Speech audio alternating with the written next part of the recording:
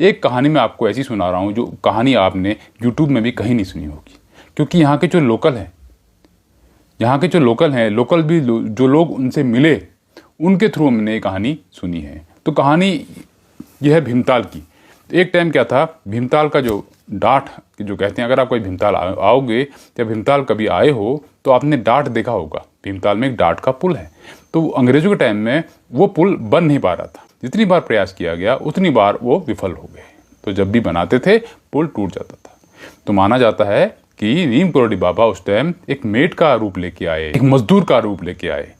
तो उन्होंने वहाँ पत्थर सारा रात ही रात उन्होंने वो कर दिया, और करिश्मा से जो माना जाता है कि उनके चमत्कार से पुल का निर्माण हुआ और वो पुल बहुत ही मजबूत हुआ।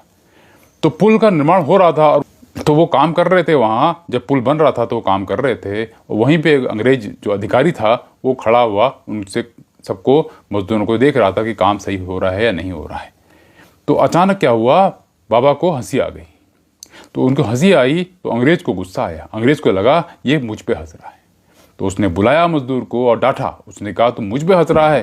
तो उसने कहा नहीं साहब, मैं आप पे नहीं हंस रहा हूँ। तो बोला कैसे हंसी क्यों आई आपको? तो उसने कहा मुझे हंसी आई कि वहाँ बद्रीनाथ में पुजारी के हाथ से घंटी गिर गई तो मुझे हंसी आई। तो बोला तुम मुझे बेवकूफ़ बना रहा है, वहाँ बद्रीनाथ कहाँ है और कहाँ भीमताल है, और घंटी वहाँ गिरी और तुझे यहाँ पता चल गया। तो ठीक है, उस समय फ़ोन तो थे नहीं, टेलीग्राम वगैरह करके 1-2 दिन में मैसेज आता था। तो मैसेज करके पता लगाया गया कि क्या हुआ है। पता लगाया गया तो पता चला कि उसी घड़ी, उसी पल, उसी क्षण उस वहाँ बद्रीनाथ में एक पुजारी के हाथ से घंटी गिरी। तो ये सुन के अंग्रेज चौंक गया, तो समझ गया कि ये आम इंसान नहीं है।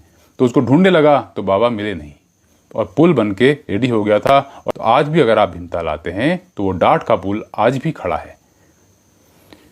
तो ये तो बाबा की एक सत्य कहानी थी, सत्य घटना थी।